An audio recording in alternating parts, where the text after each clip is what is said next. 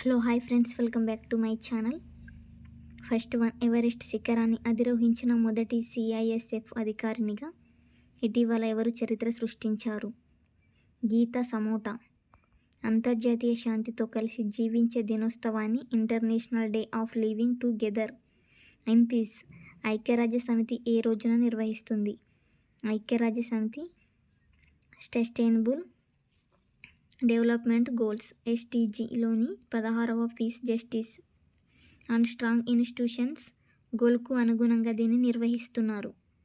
మే 16న ఇటీవల ఏ దేశ ఫుట్బాల్ సమైక్యపై విధించిన suspension FIFA federation of international football association ఎత్తివేసింది? Republic of Congo. Indian coast guard ICG ఏటా చేపట్టిన ఏ ఆపరేషన్ ద్వారా ఇటీవల ఒడిశాలోని రుషికుల్య నది ముఖద్వారం వద్ద గూడు కట్టుకున్న దాదాపు 6.98 లక్షల ఆలివ్ రిడ్లీ తాబేళ్లను విజయవంతంగా రక్షించింది? Operation Olivia.